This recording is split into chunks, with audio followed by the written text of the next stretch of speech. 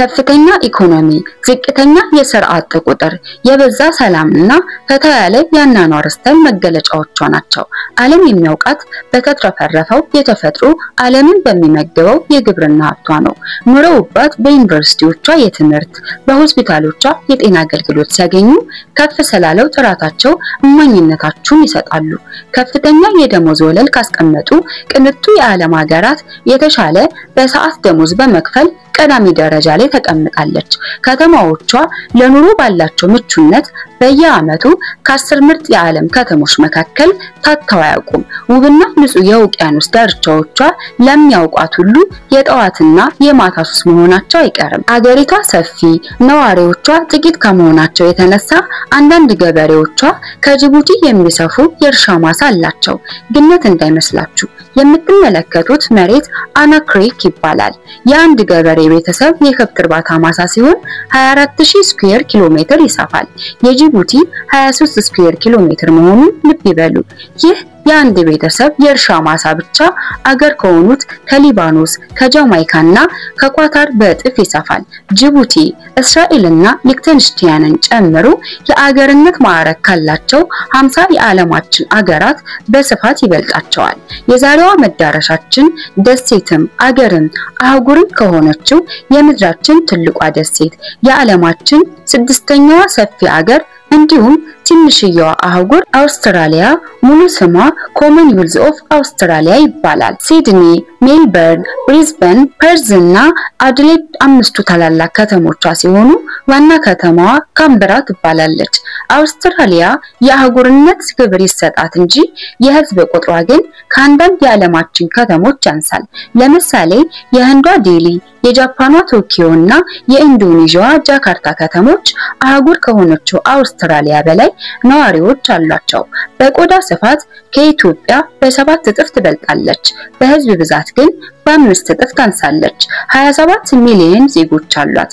ስፋቷ 7.9 ሚሊዮን ስኩዌር ኪሎ ሜትር ይሁን እንጂ 90% ዜጎቿ ከአጠቃላይ የሀገሪቱ ስፋት ከ100 በሚያንስ ጠባብ መሬት ላይ የሚኖሩት በተለይም በደቡብ ምስራቅና ደቡብ ምዕራብ የባህር ዳርቻዎች አፈራቸው ለም አየራቸው ተስማሚ ነውና የአገሪቱ ዜጎች ለኑሮ ይመርጣቸዋል። መካከለኛውና ሰሜናዊው የአውስትራሊያ ክፍል በተቃራኒው ከፍተኛ ሙቀት ያለበት ውሃ የሌለውና ለግብርና ስራ የማይመች በረሃ በመሆኑ ሰዎች በብዛት አይኖሩበትም። በቅደም ተከተል በአገልግሎት በኢንዱስትሪና በግብርና ዘርፍ የሚመራው የአውስትራሊያ ኢኮኖሚ የስራ ዕድሎችም ሆኑ አብዛኞቹ አምራች ዘርፎች የሚገኙት በደቡባዊ የአገሪቱ ክፍል በሚገኙ ከተሞች ውስጥ ነው። በዚህ ምክንያት 90% አውስትራሊያውያን በከተማ 60% የሚሆኑት ደግሞ ሲድኒ፣ ሜልበርን፣ ብሪዝበን፣ ፐርዝ እና አደልዴ በአምስቱ የአውስትራሊያ ትላልቅ ከተሞች ውስጥ ነው።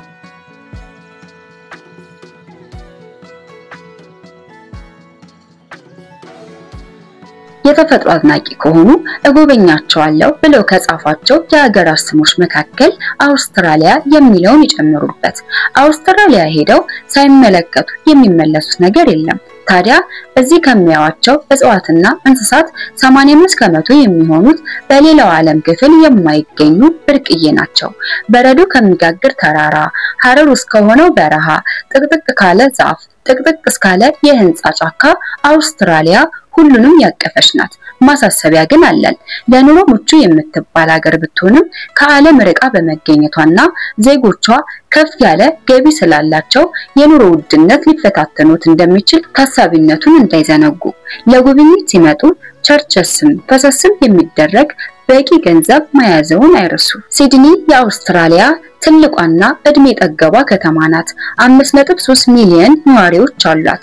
በአመት 8 ሚሊዮን ጎብኚዎችን የምታስተናግድ ነው። የሲድኒ ኦፔራ ቤት የከተማዋ ምልክት ነው። በየአመቱ ከ3000 በላይ ሁነቶችን ያስተናግዳል። ሲድኒ ከመጡ አይቀር ከኦፔራ ቤቱ ፊት ለፊት የሚገኝ ኦርበር ድልድይ ላይ ወጥተው ሙሉ ከተማዋን መቃኘት አይርሱ። ከቦንዳይዝ እስከ ኮጂ የተዘረጋው 6 ኪሎ ሜትር የባህር ዳርቻ ለእግር ጉዞ ተብሎ የተሰራ በሲድኒ ብቻ ሳይሆን በመላው ዓለም ስሙ የገነነ ውቅያኖስ ዳርቻ የእግር መንገድ ነው። ዞሮ ጥንታዊ የሚባል የሲድኒ መንደር ሲሆን በአንድ ወቅት አገራችንን ባጠቀለቀው ኮብልስቶን በሚባል የመንገድ ንጣፍ ተለይቶ ይታወቃል። በአመት 3.5 ሚሊዮን ዓለም አቀፍና 11 ሚሊዮን የሀገር ውስጥ ቱሪስቶች ሲድኒን ይጎበኛሉ። በዚህም 23 ሚሊዮን ዶላር ገቢ ታገኛለች። የአውስትራሊያ ዋና ከተማም ካምብራ ስሟ ከሀገሪቱ ትልልቅ ከተሞች መካከል አይገኝም። የነዋሪዎቿ ቁጥርም ገና ግማሽ ሚሊዮን እንኳን አይደርስም። የፉክክር ቤት ሳይዘጋ ያድራል እንዲሉ ሲድኒና ሜልበርን አውስትራሊያ ዋና ከተማነት እኔብስ እየተባባሉ ፉክክር በመቀማቸው በመሃል ገብታ ቢንጎ ያለቻቸው ከተማ ናት። አውስትራሊያ ዋና ከተማዋን ስትመርጥ ከሲድኒና ሜልበርን የትኛው ይሁን በሚለው ክርክር መቋጫቱ ስምምነት ላይ መድረስ አለመቻላቸው ሌላ አዲስ ከተማ እንዲገነቡ ተወሰነ። በዚህም ካምብራ ተወለደች። በምድራችን ላይ ዋና ከተማነት ታቀደው ከተሰሩ ጥቂት ከተሞች መካከል አንዷ ናት። ስሟም በግርድፉ መሰብሰቢያ የሚል ትርጉም ሲኖረው በከተማዋ እንደሌሎች የአውስትራሊያ ከተሞች ሰማይ ጠቀስ ህንጻዎች አይታዩባትም። የከተማዋ መልክዓ ምድራዊ አቀማመጥን ፍክት ብላ እንድትታይ ሲባል ሰማይ ጠቀስ ህንጻዎች በከተማዋ እንዳይገነቡ በህግ ተከልክሏል። ይልቁንስ ግማሹን የከተማዋን ክፍል በሸፈነው አረንጓዴ ስፍራና መሃል ከተማ ውስጥ በሚገኘው ሰው ሰራሽ ሐይቋ ተለይታ ትታወቃለች።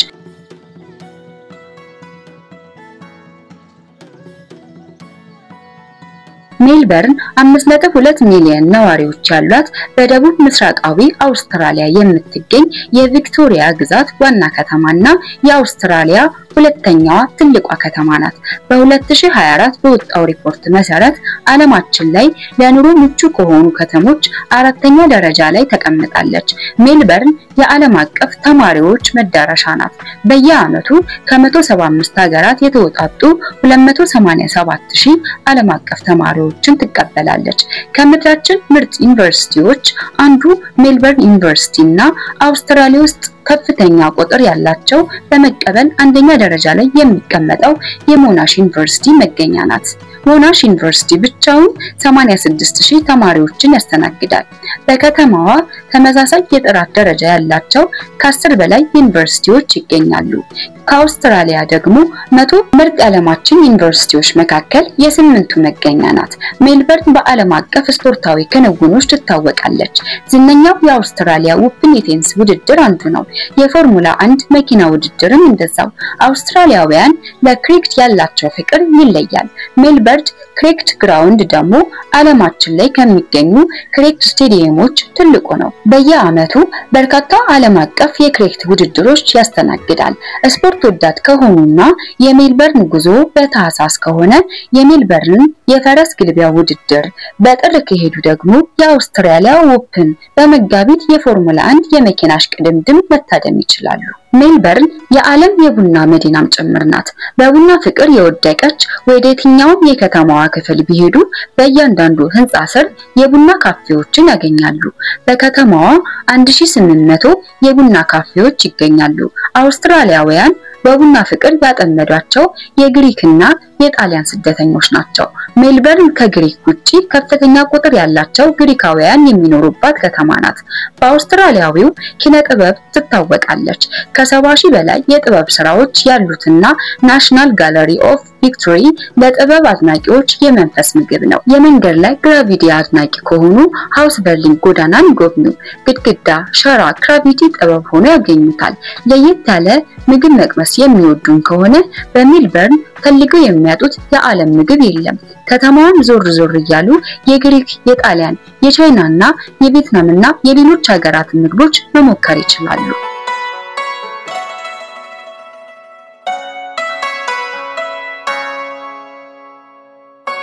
ካላማሪን ኤርፖርት በአመት 35 ሚሊዮን ተጓዦችን የሚያስተናግድ ወደ ሜልበርን የሚደረግ ዓለም አቀፍና የአገር ውስጥ በረራዎችን ዋነኛ መዳረሻቸው ነው። የሜልበርን እምብርቷ ሴንትራል ቢዝነስ ዲስትሪክት ወይንም ሲቢዲ ይባላል። ከኤርፖርት ወደ ሲቢዲ ለመሄድ ታክሲ ሲጠሩ የሜልበርንን የኑሮ ውድነት ማጣጣም ይጀምራሉ። 22 ኪሎ ሜትር የሚቀርበውን መንገድ በባስ ጓዛለው ካሉ ደግሞ የከተማዋ ትልቁ የአውቶቡስ አገልግሎት ድርጅት የሆነውን ስካይባስ ኤክስፕረስ መጠቀም ይችላሉ። ማረፊያዎትን በሲቢዲ ካደረጉ የከተማው ዋነኛ ምልክት የሆኑትን ፌዴሬሽን ስኩዌርን እና ቢሊንደር ቱሪስት ስቴሽንን መጎብኘትን እንዳይረሱ። የሜልበርን ጉዞዎትን ከመሃል ከተማ መጀመር ይችላሉ። ከሲቢዲ እስካልወጡ ድረስ የሜልበርን ትራማዎች ገንዘብ አይከፈልባቸውም። ሜልበርን ዓለማችን ላይ ትልቁ የትራም ሲስተም ያላት ከተማም ስትሆን 250 ኪሎ ሜትር ይረዝማል። የታላላቅ ባንኮች፣ የፋይናንስ፣ የቴክኖሎጂ ተቋማትና የአምራች ኢንዱስትሪ ማዕከል የሆነችው ሜልበርን ለአውስትራሊያ ኢኮኖሚ 25 ከመቶውን ታመነጫለች። በሜልበርን ቆይታው ትንሽ የሚከብደው የአየር ሁኔታ ነው። በሌላው ዓለም ዓመት ጠብቀው የሚያዩዋቸውን 4 ወቅቶች በአንድ ቀን ቆይታው ሊያዩዋቸው ይችላሉ። እናም እንደየሁኔታው ሊቀያየር የሚችል አለባበስ ቢጠቀሙ ይመከራል። የአውስትራሊያ ከተሞች በኑሮ ባላቸው ምቹነት ብቻ ሳይሆን በኑሮ ውድነትም ዓለምን ከፊት ይመራሉ። የአውስትራሊያ ኑሮ ውድነትን ነዳጁን የሚያቀጣጥለው ደግሞ የቤት ዋጋ ነው። ቤት በአውስትራሊያ ከመኖሪያነት በላይ በማያከስር ኢንቨስትመንትነት ይታወቃል። በሀገሪቱ ምንም ነገር ዋጋው ሊጨምርም ሊቀንስም ይችላል። አንድ እርግጠኛ ሆኜ የምነግረውት ግን የቤት ዋጋ ሲጨምር እንጂ ሲቀንስ አይታይም። መንግስት ዜጎች የቤት ባለቤት እንዲሆኑ ያበረታታል። በአውስትራሊያ የቤት ዋጋ የሚሰላው በሳምንት ሲሆን በሲድኒ ለምሳሌ አማካይ ሳምንታዊ የኪራይ ዋጋ 700 በሜልበርን ደግሞ 500 የአውስትራሊያ ዶላር ነው። በከተሞች የቤት ፍላጎትና አቅርቦት አለመመጣጠን በአገሪቱ ቤት ከመኖሪያነት ይልቅ የማያከስር ኢንቨስትመንት ተደርጎ መቆጠሩና የቤት ባለቤቶች የባንክ ብድራቸውን ለመክፈል ሲሉ ጫናውን ወደ ተከራዮች መግፋታቸው የቤት ኪራይ ውድነቱን ከፍ የሚያደርጉ ምክንያቶች ውስጥ አንዱ ነው። የቤት ዋጋ እየናረባቸው የተቸገሩ ዜጎች በመንግስታቸው ላይ ጫና በማድረጋቸው በቅርቡ የውጭ ኢንቨስትመንት በአገሪቱ ቤት እንዳይገዙ ተከልክሏል።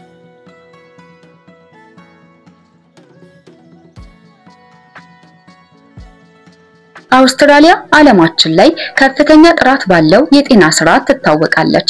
በአገሪቱ እንደ ምርጫዎች የመንግስትና የግል የሕክምና ስርዓቶች ይገኛሉ። ጠንካራ የጤና ስርዓታቸው አውስትራሊያውያን በዓለማችን ላይ ረጅም እድሜ የሚኖሩ ዜጎች ያደርጋቸዋል። የአውስትራሊያውያን የእድሜ ጣሪያ የሴቶች 85 የወንዶች ደግሞ 81 ዓመት ነው። ሆኖም በመንግስት የጤና ተቋም ስፔሻሊስቶች ለማግኘት ረጅም ቀጠሮ መኖሩ ተቋማቱ በገጠራማ የሀገሪቱ ክፍሎች የከተማውን ያህል ተደራሽ አለመሆናቸው የጥርስ የአይንና የፊዚዮቴራፒ ህክምናዎች በሜዲኬር ስርዓት ውስጥ አለመከተታቸው በደካማ ጎን ይነሳል። በዚህ ምክንያት 50 ከመቶ የአውስትራሊያውያን ዜጎች የግል ኢንሹራንስ ተጠቃሚ ናቸው። ይህንን ዝግጅት የሚከታተሉት በዋይፋይ ወይንም ገመድ አልባ ኢንተርኔት ከሆነ የአውስትራሊያ ፈጠራ ነው።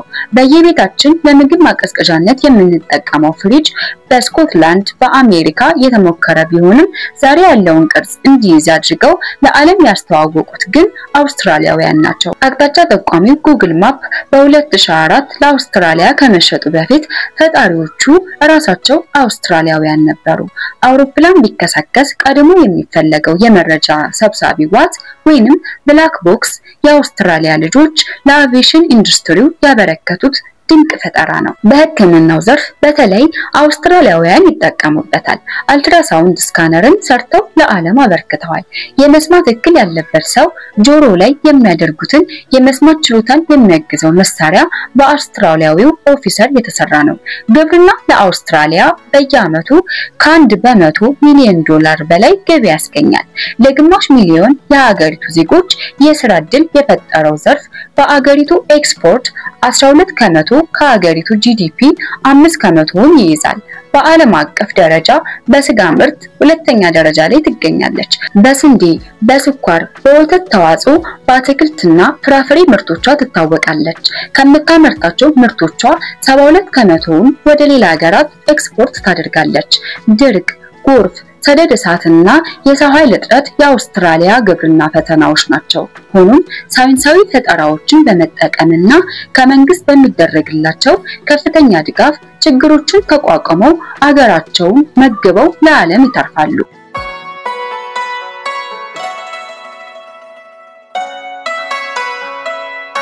የ1.7 ትሪሊየን ጂዲፒ የምድራችን 13ኛው ሀብታም ሀገር ናት። የዋነኛው የሀብት ምንጯ መካከል የተፈጥሮ ማዕድን ቀዳሚውን ቦታ ይይዛል። የብረት ማዕድን፣ የድንጋይ ከሰል፣ ወርቅ፣ የአልሙኒየም ማዕድን፣ ዩራኒየምን ጨምሮ በነዳጅ በተፈጥሮ ጋዝ የታደለች ሀገር ናት። ማዕድን ከዓመታዊ ኤክስፖርት 60%ውን ከጂዲፒዋ 10%ውን ያስገኛል። የዛሬዋ አውስትራሊያ እንድትፈጠር የቅኝ ገዢዋ የእንግሊዝ ሚና የሚካድ አይደለም። ለዚህ ውለታዋ ነው መሰል ዛሬም ድረስ የእንግሊዙ ንጉሴ ናቸው ብላ ትቀበላለች። ንጉሳዊ ስርዓትን ለማስወገድ በ1999 ውሳኔ ቢካሄድም 54% ዜጎቿ ስርዓቱን እንወደዋለን በማለት አውስትራሊያ ሪፐብሊክ የማድረግ ጥረት ሳይሳካ ቀርቷል። ከአገሪቱ ህዝብ 30% ወይንም ከ8 ሚሊዮን በላይ ዜጎች ስደተኞች ናቸው። የእንግሊዝ፣ የህንድ፣ የሌሎች ሀገራት ዜጎች ቅድሚያ ይጠቀሳሉ። ስደተኞችን የምታስተናግድበት እጅግ የተደራጀ የስደተኛ ፕሮግራም አላት። ተማሪዎች፣ ዕውቀትና ክህሎት ያላቸው ባለሙያዎች አውስትራሊያ ውስጥ ቤተሰብ ያላቸውና የሰላም ችግር ካለባቸው ሀገራት የሚመጡ ስደተኞችን የምትቀበልበት መንገድ አላት።